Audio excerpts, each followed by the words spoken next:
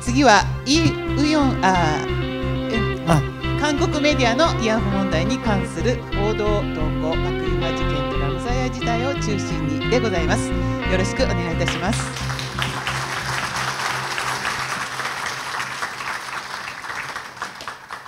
박유한 의원과 대의 국군의慰安婦です。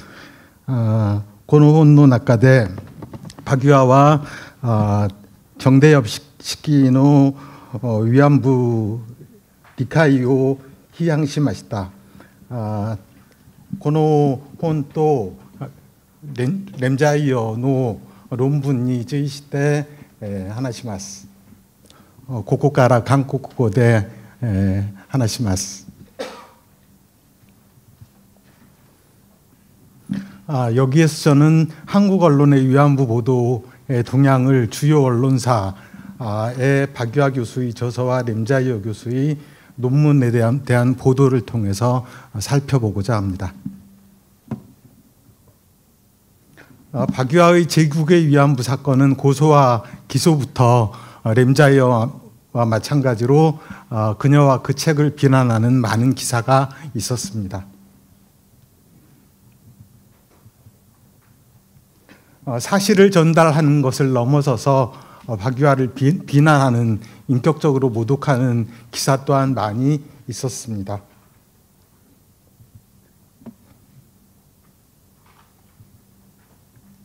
하지만 박유하는 자신의 입장을 미디어를 통해서 소명할 기회가 몇 차례 있었습니다. 예를 들면 다음과 같습니다.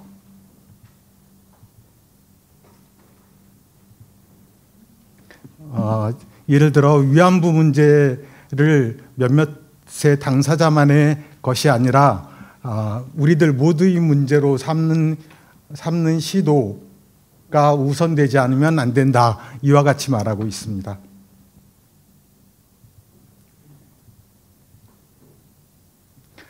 많지는 않지만은 박유하는 직접 언론에 투고할 기회도 있었습니다. 이것은 위안부 문제에 대해서 언급함으로써 곤욕을 치룬 여기 계시는 분들을 포함해서 많은 연구자들과는 전혀 다른 모습이었다고 말할 수 있습니다.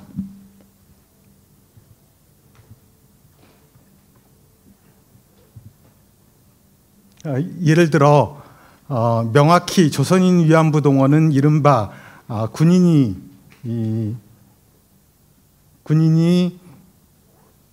끌고 간 물리적 강제연행이 아니라 인신매매의 틀 속의 일이었다. 사실 학계에서는 더 이상 군인이 강제적으로 연행했다고 하는 논의는 하지 않는다. 이와 같이 박유하는 말하고 있습니다.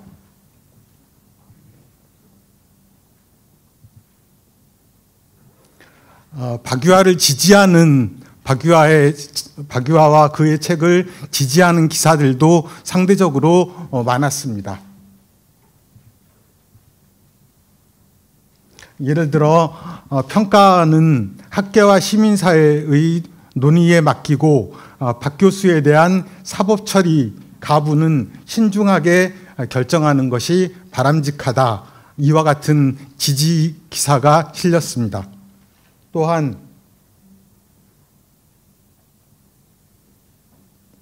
위안부 피해자 문제에 관해서는 누구도 동단체, 여기서의 단체라고 하는 것은 정대협입니다.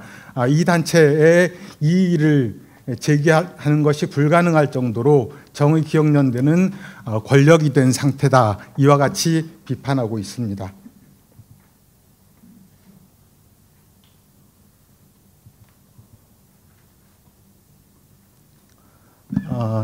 제국의 위안부에 대한 지지 성명에 대한 기사도 자세했습니다. 그들은 이 책의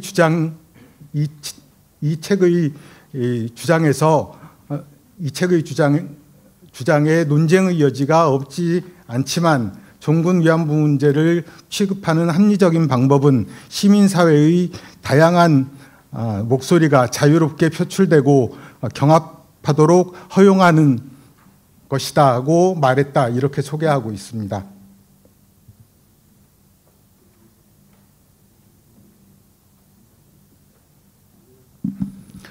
예를 들어서 노엄 촘스키, 그리고 오에 겐자부로, 그리고 와다 하루키, 이러한 사람들의 해외의 유명 학자, 예술가들이 지지 성명을 냈다는 보도가 있었습니다.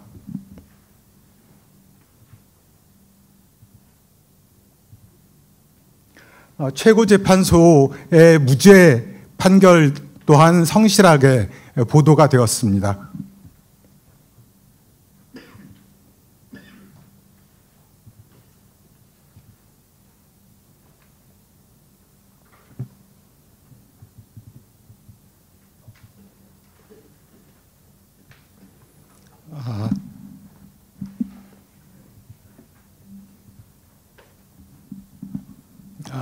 예를 들어 학문적 주장은 명예훼손, 형사처벌 대상이 되지 않는다고 하는 법리를 확인했다고 쓰고 있습니다.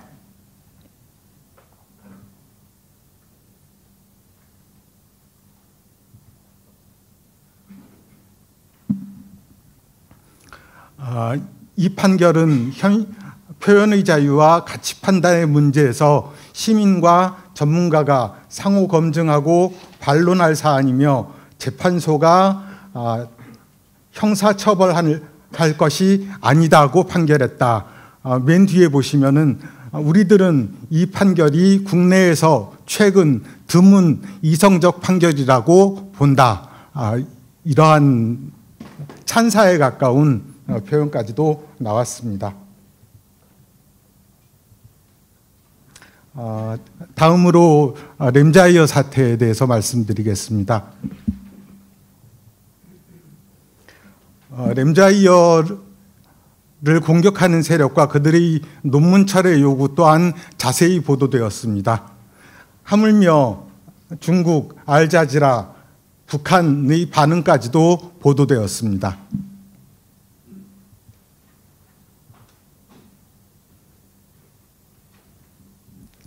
북한의 경우인데요.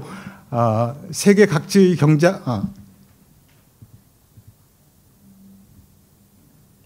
북조선의 경우인데 램자이어 교수가 미국에서 출생하자마자 일본에 건너가 18살까지 살면서 일본 전범 기업인 미쯔비시 후원으로 학교를 다니고 지금도 미쯔비시의 후원을 받고 예를 들어서 북한에서 북조선에서 이렇게 비난을 했다는 비난을 한 사실을 소개하고 있습니다.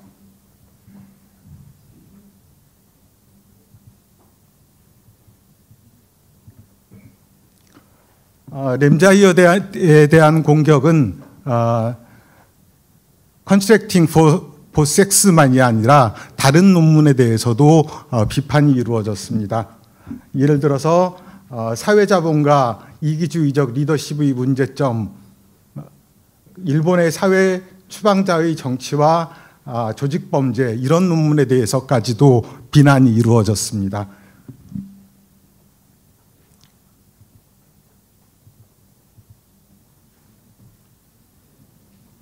인신공격 또한 적지 않았습니다. 위안부의 매춘 계약서는 없다. 결국 램자이어가 그렇게 고백을 했다는 겁니다. 또한 램자이어가 한국인 교수에게 분노에 찬 협박을 냈다. 이런 보도까지도 나왔습니다.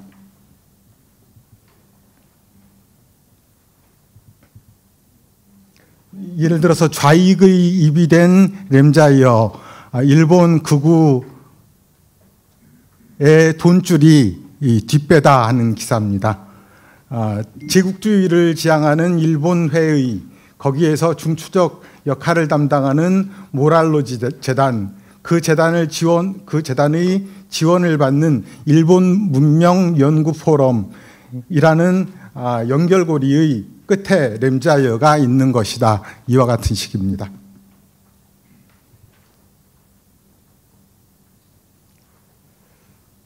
또한 램자이어를 비판하는 아티클, 논문에 대한 주장도 또한 충실히 소개되었습니다.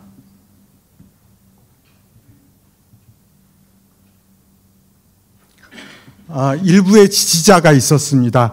램자이어에 대한 지지자가 있었지만 그에 대한 보도는 굉장히 소략했습니다. 소략했을 뿐만 아니라 오히려 그 지지자들을 비난하는 기사와 내용과 물타기를 한 것입니다. 예를 들어서 한양대학의 학생들이 램자이어를 옹호한 교수의 파면 운동을 벌인다, 이런 식입니다. 일본의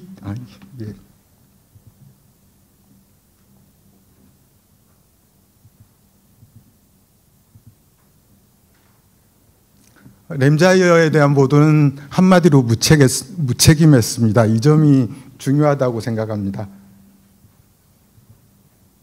예를 들어 하버드 대학 총장이 그 해당 논문에 문제가 없다, 그것은 학문의 자유다, 학문의 자유의 영역이다 라고 말한 것에 대해서도 보도를 하면서 이에 대해서 방크라고 하는 단체가 있는데, 방크는 박하우 총장은 하버드대 교수 가운데 흑인 노예제를 옹호하는 연구나 독일 나치를 옹호하는 논문을 쓰면 과연 같은 반응을 할 것인가 라고 질문하고 재차 항의 사안을 발송했다, 뭐 이런 식의 물타기를 하는 것입니다.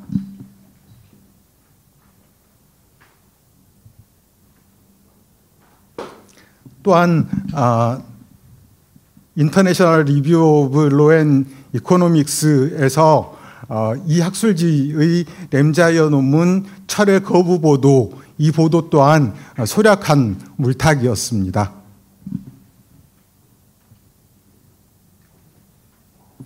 해당 논문을 게재한 학술지가 2년에 걸친 검증 작업을 행했지만 결국 문제의 논문을 철회하지 않기로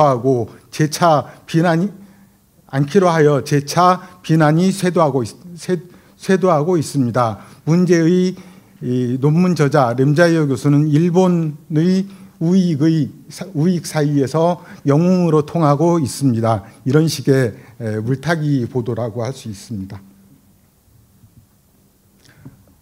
요컨대 아직 한국에서는 위안부의 역사적 현실에 대해서는 한국 미디어는 아직 다루고 있지 않습니다. 그리고 두 번째로 박유아와 달리 램자이어 교수에게는 학문의 자유가 적용되지 않았습니다. 그 원인이 무엇일까 궁금해지는데, 하나는 첫 번째는 박유아는 전 위안부들을 과거 위안부들을 직접적으로 공격하지 않았습니다. 그에 반해서 램자이어 교수는 전 위안부들을 직접 매춘부다라고 규정했습니다. 두 번째로 박유아 교수는 전략적으로 모호한 태도를 취한 점이 많이 있습니다. 예를 들어서 매춘적 강간, 강간적 매춘, 뭐 이런 식입니다. 세 번째로는 박유아의 경우에는 국내외적으로 강력한 지지 세력이 형성되었다는 것입니다. 그에 반해서 램자이어 교수의 경우에는 지지 세력이 미흡했다고 생각합니다. 이상입니다. 감사합니다.